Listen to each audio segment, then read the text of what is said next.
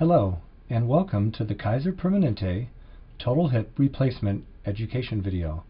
This video will highlight some of the key pieces of information you will need to know in order to best prepare you for your procedure. A good place to start is with the exercises you should begin practicing prior to your surgery.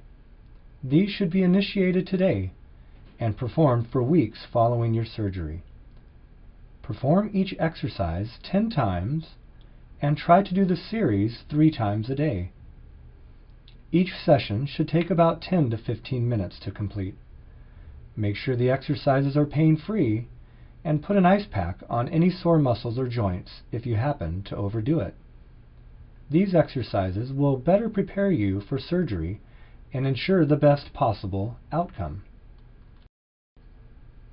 Let's start with your upper body. All the sitting and lying around after your surgery can lead to stiffness. The shoulder blade squeeze is a good way to work shoulder and neck knots out. Gently squeeze your shoulder blades together until a light stretch is felt in the chest. Hold this position for 2 to 3 seconds. Avoid shrugging your shoulders up towards your ears. Moving on to the front of the thigh. Tighten your quadriceps and hold for 10 seconds. Repeat 10 times. These are the muscles that will help you walk and get up and down stairs. It is also important to strengthen the muscles around your hips. These muscles will be the most affected by your surgery and will usually take the longest to recover. Begin this isometric exercise by squeezing and holding the buttock muscles for 10 seconds.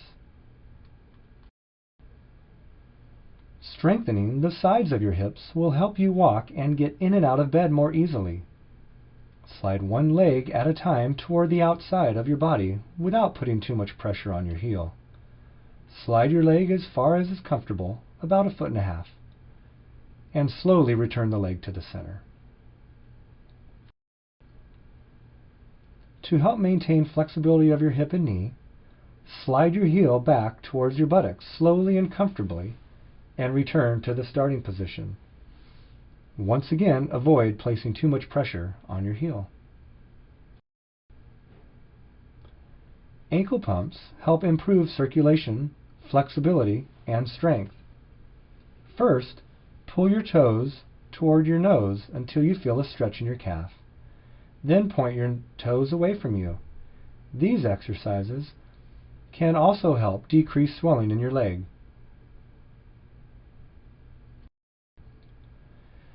This thigh strengthening exercise is to straighten your knee over a towel roll or a large coffee can. Rest the back of your knee on the roll and straighten your knee so the top of your thigh tightens. Strong muscles in the front of your thigh, also known as your quadricep muscles, will improve your ability to get out of a chair. Standing hip flexion, also known as standing marches, will help improve your balance and hip flexor strength. This exercise will benefit you when it comes time to ascend a sidewalk or stairs. Be sure to hold onto a stable object to avoid a fall. Lift your knees toward your chest as high as is comfortable. Slowly alternate sides 10 times. The standing hip extension exercise works a different part of the hip and buttock muscles and will help improve balance. Continue to hold on to a stable object. Stand up straight without arching your back and slowly draw one leg backward. To help stretch the front of your thigh and strengthen your hamstring muscles, slowly bring your heel back towards your buttocks and alternate legs. Be sure to hold on for balance. This exercise may bring back memories of your 6th grade track warm-ups.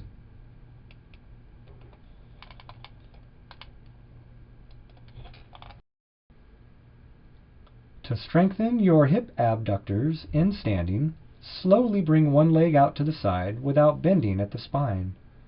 Hold on to a stable object.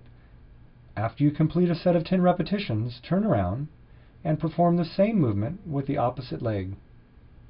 You may feel more fatigue on the leg you're standing on as it is holding you upright. Now that we've talked about the exercises that will help to ensure a strong and quick recovery, let's talk about the surgery itself. You can expect your procedure to take approximately 3 hours. When you wake up from the anesthesia, you'll likely find yourself conveniently accessorized with a urinary catheter, a nasal cannula, TED hose to assist with circulation, an inspirometer to help keep your lungs in shape, and sock-like devices that gently inflate and deflate to help your foot circulation. For a hassle-free and comfortable stay, don't forget to bring your Kaiser card and a photo ID, your toiletries, hearing aids, and glasses, mobile phone, a few items of comfortable clothing, and shoes. Shoes that are easy to put on and off, and that have a non-skid rubber sole are best. Please do not bring any valuables, assisted walking devices, or medications. Your nurses will have a list of medications ready, and assisted devices will be issued to you while in the hospital. The hospital has an ample supply of fashionable gowns, so leave those PJs and robes at home. Following your surgery, you'll need to follow 3 basic rules to avoid a painful dislocation of your newly replaced hip. You'll need to follow these 3 rules indefinitely to some degree, but diligently over the first 6 to 12 weeks of your rehabilitation.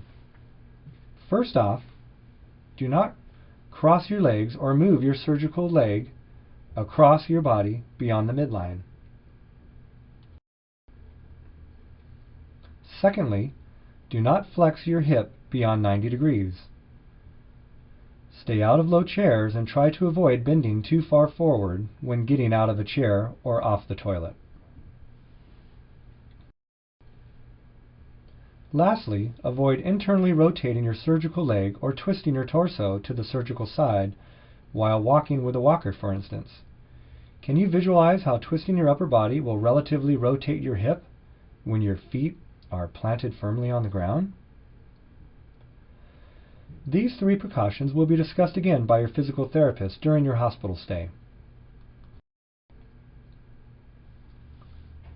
When you come out of surgery, you'll also find yourself with a large foam, triangular-shaped pillow strapped between your knees. Yippee!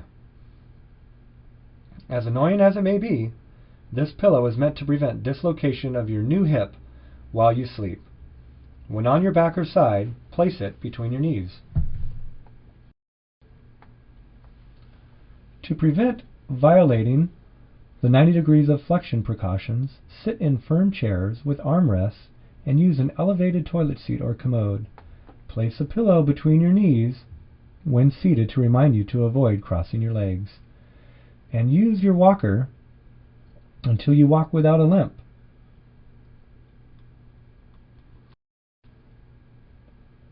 In summary, remember to avoid crossing your legs, pivoting or rotating your surgical leg, sitting in low chairs, using leg rests, and excessive forward bending.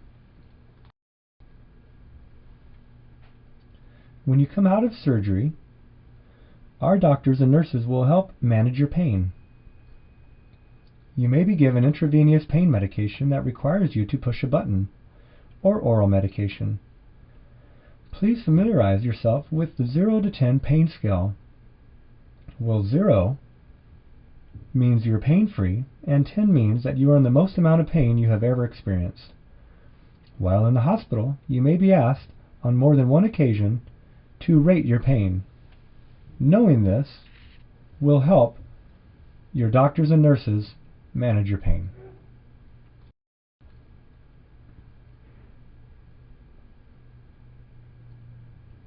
To help you manage your 3 hip precautions and keep pain levels at a manageable level, you may purchase a total hip kit. This kit includes some handy devices to make basic activities of daily living, such as bathing and dressing, a little easier. Details on how to purchase a hip kit can be found in your hip replacement booklet. When in the hospital, you will be issued a front-wheeled walker to use during your out-of-bed activities. Unless your destination is a skilled nursing facility, most patients are discharged with a walker and commode chair depending on their durable medical equipment coverage. Please give the Kaiser Health Plan office a call at 800-464-4000 to make sure these items are covered under your plan.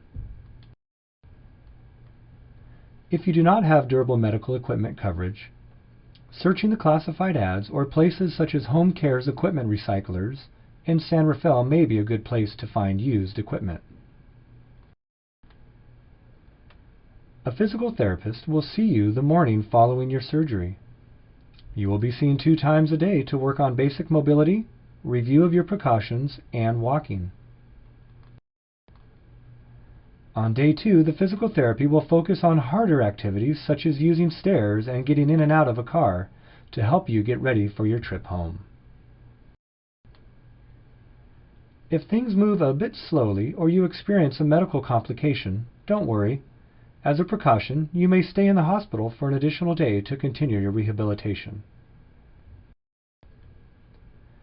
When you are discharged from the hospital, you'll either be scheduled to attend an outpatient physical therapy group exercise session or receive physical therapy in your home. In some cases, a short stay in a skilled nursing facility may be the best option. Please feel free to review this video as many times as you wish.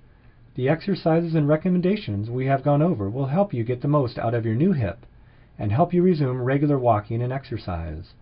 From all of us here in the Kaiser Physical Therapy Department, we wish you a safe and speedy recovery.